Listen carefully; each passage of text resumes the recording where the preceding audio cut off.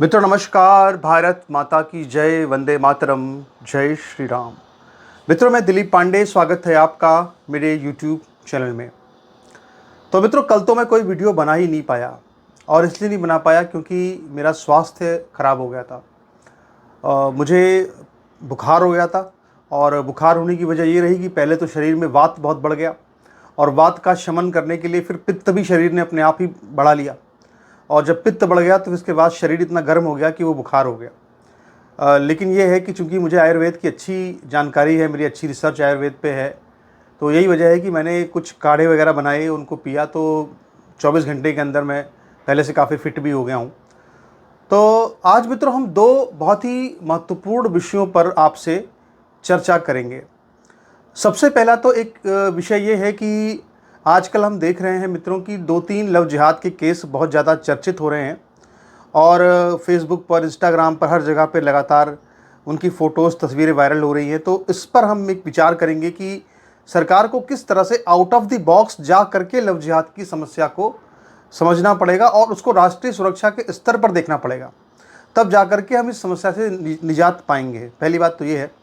और दूसरा, इसके अलावा हम आज भारत सरकार के द्वारा की जा रही एक बहुत प्रमुख गलती के ऊपर देश का ध्यान आकर्षण कराएंगे, क्योंकि मैं समझता हूं कि इससे जो प्रधानमंत्री मोदी की जो पूरी एक इमेज उन्होंने अपनी बनाई थी, जो इमेज उनकी यूजीसी लाने के बाद बहुत डैमेज हो गई, अब वो सोच रहे हैं कि किसी तरह से उनकी ये इमेज फिर से बरकरार हो जाए, वो अपनी पुरानी इमेज को फिर से पालें। लेकिन अब उस पुरानी इमेज को पाने के लिए वो लगातार और गलतियों पर गलतियां कर रहे हैं, और हम लोगों का ये एक, मैं समझता हूँ, कर्तव्य है कि हमको उनकी तरफ ध्यान रखते हुए बताना चाहिए कि भाई आप इस गलतियों को ना करें, क्योंकि इससे आपका और डैमेज होगा और इससे आपको कोई लाभ नहीं मिलने वाला।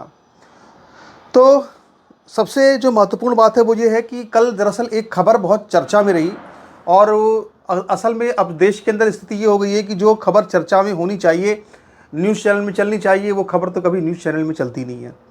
लेकिन न्यूज़ चैनल के इतर जो सोशल मीडिया है, वहाँ पर असली खबरें जो है वो चलती हैं, और उन पर भी जो है एक तरह से अब प्रतिबंध लगाने की लगातार कोशिशें हो रही हैं। लोग तो इस पूरे माहौल की तुलना कई बार आपातकाल से कर देते हैं। हालांकि मैं इतना ज़्यादा अतिवादी नहीं हूं कि मैं इसको आपातकाल कहूं, आपातकाल जैसी कोई स्थिति मैं नहीं समझता। लेकिन सरकार को कुछ चीज़ों को बहुत ज़्यादा गौर करने की, बहुत ध्यान देने की आवश्यकता है। मित्रों कल क्या हुआ कि एक खुरपेंच नाम का एक ट्विटर हैंडल है, और उस ट्विटर हैंडल ने सरकार की एक संस्था एफएसआई के खिलाफ में कुछ ट्वीट किए। तो उसके बाद फ़ौरन जो दिल्ली पुलिस थी, उसने जो खुरपेंच के खिलाफ एक एफआईआर दर्ज कर दी। अब जब एफआईआर दर्ज हो गई तो इसके बाद फिर, और सरकार क्या, मतलब एफएसआई नहीं कराई वो एफआईआर दर्ज, तो कहा तो सरकार की का ही नाम आएगा उसमें। तो इसके बाद फिर उसको लेकर के पूरे देश में एक डिबेट छिड़ गई ट्विटर पर कि क्या सरकार अब इस तरह से काम कर रही है कि अगर कोई अपनी आवाज़ उठाना चाहे तो उस आवाज़ को पूरी तरह से कुचल दिया जाए। अब जैसे कि आप देखिए कि एक और मसला हुआ कि जब आपने देखा कि पहले मेरठ की रैली हुई, इसके बाद फिर आप जानते जयपुर रैली हुई, और दोनों रैलियों में सामान्य वर्ग नहीं आया, कोर वोटर, तो उनके सभा में वो रौनक नहीं दिखी, वो ना वो क्राउड दिखा। तो इसको लेकर सरकार परेशान पहले से थी। इसके बाद बहुत ज़बरदस्त कोशिश जो है इन लोगों ने अभी दादरी की रैली में की, जो माफ़ कीजिएगा, ये जो रैली जेवर में हुई यहाँ पर की। लेकिन यहाँ पर जो उन्होंने गलगोटिया यूनिवर्सिटी के बच्चों को बुलाया था, तो गलगोटिया यूनिवर्सिटी के बच्चों ने ही कुछ ब्लॉग बना करके लगातार उसके ऊपर एक तरह से तंज कर दिया मोदी के ऊपर कि भाई ये हमको मोदी जी ने परेशान कर दिया यहाँ बुला करके, और हम यहाँ आना नहीं चाहते थे। इस तरह की उन्होंने पूरी एक ट्रैवल ब्लॉग टाइप का बनाया। तो उस ट्रैवल ब्लॉग के वीडियो पर भी जब उसको रिमूव कर दिया ट्विटर ने, और सरकार की तरफ से उसको रिमूव किया गया, ऐसा दावा सोशल मीडिया पर हो रहा है, तो उसको लेकर के वो जो छात्रा थी उसने ये कहा कि अब मैं कोई वीडियो सरकार के खिलाफ नहीं बनाऊंगी, क्योंकि मैं नहीं चाहती कि मैंने इतनी मेहनत से अपना अकाउंट बनाया और अकाउंट मेरा ख़त्म हो जाए। तो जब ये सब चीज़ें हो रही हैं कि सरकार अपने, अगर कोई मोदी की इमेज को डेंट लग रहा है, ऐसा कोई वीडियो आ रहा है, ऐसा कुछ आ रहा है, तो सरकार उसको हटा दे रही है।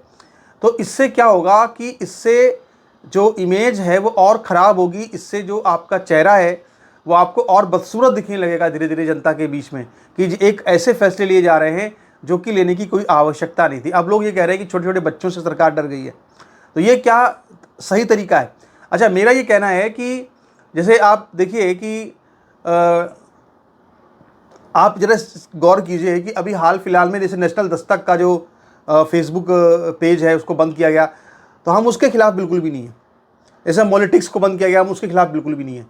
देखो, जो ऐसे पेज हैं जो कि फेक न्यूज़ फैला रहे हैं, सरकार अगर उनके ऊपर प्रतिबंध लगाती है तो हम उसका समर्थन करते हैं, हम उसका बिल्कुल खुल करके उनके साथ खड़े हैं। लेकिन जो सरकार को लेकिन दरअसल दिक्कत ये है ना कि सरकार को जब ये लगता है कि हमारी रैली में कोई नहीं आया, हमने उस वीडियो को दिखा दिया, कोई नहीं आया, तो उस पर अगर ट्विटर अकाउंट पे आप बैन लगा दो या उसको हटा दो, रिमूव कर दो, तो वो फिर किसी के लिए भी अच्छा नहीं है। क्योंकि बहुत से ऐसे लोग हैं जो कि उस ट्विटर अकाउंट से उनकी पैसे पैदा होते हैं, उसी पैसे से उनका घर चलता है, तो उनको लोगों को तो सीधी सीधी चोट लगी रही है। तो हम उस चीज़ के उस फेवर में नहीं है। जो विरोधी हैं, यानी कि जो है हिंदू धर्म के विरोधी हैं, जो सनातन धर्म के विरोधी हैं, जो भीमटावाद और मीमटावाद इन दोनों के समर्थक हैं, जो इन सब का आप जो करना करो, उससे मतलब हमें नहीं है। लेकिन जो देश की कोई सच्ची आवाज़ उठा रहा है उसके खिलाफ आपको इस तरह नहीं जाना चाहिए, क्योंकि उससे आपको बहुत ज़्यादा नुकसान होगा, क्योंकि वो आपका कोर वोट है। और ये सब करने की ज़रूरत क्यों पड़ रही है, ये भी आप बात समझिए। भला जब गहराई में सोचेंगे जानकारी आपको मिलेगी कि दरअसल हुआ ये कि जब यूजीसी आया उसके बाद फिर जो पूरा सामान्य वर्ग था वो बिल्कुल क्या नाम है, खामोश हो गया है। प्रदीप सिंह जो कि वरिष्ठ पत्रकार हैं, उनकी पोस्ट वायरल हो रही है जिसमें कि उन्होंने ये कहा कि सामान्य वर्ग का इस तरह से खामोश हो जाना और सरकार को अब तक जो डिफेंड करता था उसका डिफेंड ना करना सरकार के लिए बहुत बड़ा झटका है। अब हुआ क्या, मैं बताऊं आपको। जैसे अब ईरान मिसाइल डालता है इजराइल पर, तो उसके पास आयरन डोम है, वहाँ मिसाइल जो है वो आयरन डोम मिसाइल रोक देती है। उसी तरह से जो सामान्य वर्ग है, ख़ास तौर पे अगर हम कहें तो जो ब्राह्मण है, क्योंकि सबसे ज़्यादा लिखने पढ़ने वाला काम पत्रकारिता इस समय सबसे ज़्यादा ब्राह्मण लोग ही हैं, वही ज़्यादा लिखते पढ़ते हैं। अब यहाँ तक कि आप देखिए कि एक समाजवादी पार्टी का हैंडल चलता था नीमू यादव नाम से, और वो हैंडल भी बहुत ज़्यादा, उसके 2 लाख करीब सब्सक्राइबर्स के थे ट्विटर पर, और उसको भी सरकार ने बैन कर दिया, नीमू यादव।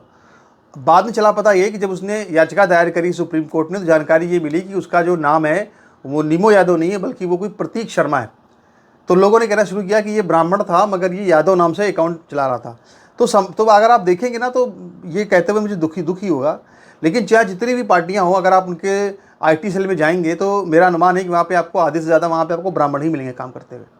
तो चूंकि ये जो अभी तक क्या था कि सरकार के ऊपर, मोदी जी के ऊपर एक आयरन डोम लगा हुआ था, जो सामान्य वर्ग का आयरन डोम कहें या यूँ कहें कि वो ब्राह्मणों का आयरन डोम कहें, कि उससे क्या होता था कि अगर कोई बात सरकार पे आती थी, कोई अगर उनके खिलाफ अगर कुछ लिखा जाता था, तो जो सामान्य वर्ग है, जो ब्राह्मण है, जो क्षत्रिय है, जो वैश्य है, वो अपनी आवाज़ जो है, बाबर ठाकुर वैश्य, वो अपनी आवाज़ बुलंद करता था। सरकार के खिलाफ कोई बात सुनता नहीं था। पान की दुकानों पर, गली में, चौराहों पर, मोहल्ले में, हर जगह पर, ट्विटर पर, फेसबुक पर, इंस्टाग्राम पर वो खुल करके मतलब कि उन लोगों की बखिया उधेड़ दिया करता था जो मोदी के बारे में कुछ बोलते थे। अब क्या हो रहा है, वो काम पूरी तरह से बंद हो चुका है। और यही वजह है कि सरकार के खिलाफ कोई बात अगर उठ रही है तो आके सीधे सारे तीर, मिसाइलें, गोले, गुब्बारे सब आकर सीधे मोदी जी पर लग रहे हैं। मोदी जी को दिक्कत हो रही है। तो मोदी जी, ये बात दरअसल उनको समझनी चाहिए थी कि उनको सामान्य वर्ग को नाराज़ नहीं करना चाहिए था। अब सामान्य वर्ग नाराज़ हो गया, तो अब उसकी डैमेज कंट्रोल कैसे किया जाए। तो सरकार जो है वो, चूंकि वो समझ रही है कि इससे उनको दिक्कत तो हो रही है, पहले उनकी इमेज ख़राब नहीं होती थी, उनकी इमेज डेंट लग रहा है, इसीलिए वो क्या कर रही है कि वो जो है सीधे सीधे एक्शन ले रही है, अकाउंट को ही बंद कर दे रही है। यानी ये जो नीमो यादव का ये जो दस्तक फस्तक जितने ये तमाम बंद हुए, ये इसीलिए बंद हुए क्योंकि अब क्या है ना कि जो डिफेंस था, वो सरकार का डिफेंस, जो सामान्य वर्ग था, उस डिफेंस बंद कर दिया। हालत आपकी क्या हो गई, आप देखो आपको किस तरह के फैसले लेने पड़ रहे हैं। तो ये एक बड़ी एक विषय है। अच्छा, इसके अलावा दूसरा मैं यहाँ ये कहना चाहता हूँ कि जो जिन अकाउंट्स को बैन करना चाहिए, और भी कई अकाउंट्स जिनको बैन करना चाहिए, बहुत सी ऐसे अकाउंट्स यूट्यूब पे चल रहे हैं, फेसबुक पे चल रहे हैं, ट्विटर पे चल रहे हैं, जहाँ से खुल करके लव जिहाद को प्रमोट किया जा रहा है।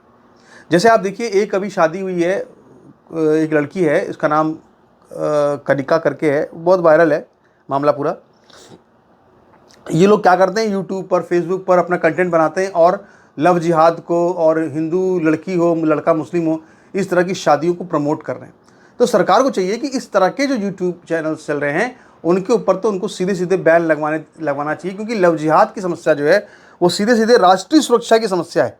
और जब तक सरकार इसको राष्ट्रीय सुरक्षा के स्तर पर हैंडल नहीं करेगी, तब तक जो है वो सरकार इसमें कुछ भी नहीं कर सकती है। ये सबसे बड़ी बात है।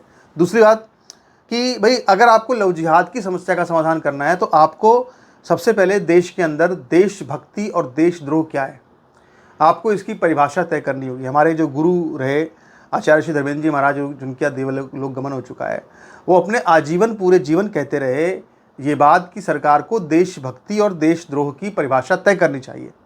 और जो एक विशेष समुदाय है, जिहादी समुदाय है, उसका जो पूरा धर्म है या जो मजहब, जो पूरा उसका जो मजहब है, उस पूरे मजहब के जो उसूल हैं वो स्वयं ही अगर आप देखेंगे तो वो अपने आप में ही देश विरोधी हैं। यानी देश विरोधी तो वो हैं ही, आपको उसको आधिकारिक जमा पहनाना है, उसको देश विरोधी साबित करना है कानून बना करके। और इसके बाद आपको एक दूसरा कानून ये बनाना है कि कोई भी देश की बेटी वो देश के विरोधी से विवाह नहीं कर सकती है, क्योंकि ये राष्ट्रीय सुरक्षा का प्रश्न है। ये जब इसको इस तरह डील करेंगे ना, तो जाकर के आपको सीधे प्रतिबंध लगाना पड़ेगा कि हाँ भाई हम इसमें लड़की की मंजूरी हो नहीं हो उसका कोई मतलब नहीं है। लड़की की मंजूरी की कोई अहमियत नहीं है। अगर वो किसी देशद्रोही को, देश के दुश्मन को अपने हस्बैंड के रूप में चुनना चाहती है तो वहाँ पे उसकी मंजूरी नहीं चलेगी, वहाँ पे देश की मंजूरी चलेगी, क्योंकि वो राष्ट्रीय सुरक्षा का प्रश्न है। लव जिहाद को राष्ट्रीय सुरक्षा के प्रश्न के रूप में देखना होगा, तभी लव जिहाद की समस्या को आउट ऑफ द बॉक्स जाके जब सरकार फैसला लेगी तब उसको सुलझा पाएगी। ये मेरा निश्चित तौर पे मानना है। तो सरकार को इस दिशा में सोचना चाहिए, वरना लगातार इस तरह की समस्याएं होती रहेंगी। और इस तरह के जो कोशिशें होती हैं वो इसीलिए होती हैं भैया कि सबकी जो है इनको डैमेज किया जाए। और आप देखिए, हमने बार बार ये बात कही है कि निक जोन्स ने जैसे शादी की प्रियंका चोपड़ा से, तो उन शादियों पर हमें कोई आपत्ति क्यों नहीं होती, क्योंकि ईसाई समुदाय है, पारसी समुदाय है, सिख हैं, बौद्ध हैं या कोई भी है, इनमें क्या हो रहा है ना कि ये लोग शादियां आपस में एक दूसरे से करते हैं, तो इनमें कोई दिक्कत क्यों नहीं है। क्योंकि भाई अगर वो अपनी बेटी देते हैं तो बेटी लेते भी हैं। यानी अगर वो किसी की बेटी ले रहे हैं किसी धर्म से तो अपनी बेटी देना भी जानते हैं। ये नहीं करते कि जैसे जिहादी समुदाय है वो बेटी तो ले लेगा ज़बरदस्ती लो जिहाद करके, लेकिन कोई अगर बेटी देनी होगी तो उसको बेटा मार देगा, दामाद मार देगा अपना। तो वो चीज़ जो है, चूँकि वो साफ साफ लग रहा है कि वो गलत कर रहे हैं, ऐसी स्थिति में जाहिर सी बात है कि फिर लव जिहाद का विरोध होना बिल्कुल स्वाभाविक है और उसको होना ही चाहिए। देखते हैं आगे क्या होता है। बहरहाल सरकार से हमारी अपील है कि भाई लव जिहाद को राष्ट्रीय सुरक्षा के स्तर पर जाकर सोचे, वरना ये समस्या जो है वो बहुत गंभीर होती चली जाएगी लगातार। तो आपके इस पर क्या विचार है, अपने विचार रखिएगा और हमारे चैनल को सब्सक्राइब कीजिएगा, वीडियो को लाइक कीजिएगा। नमस्कार, धन्यवाद।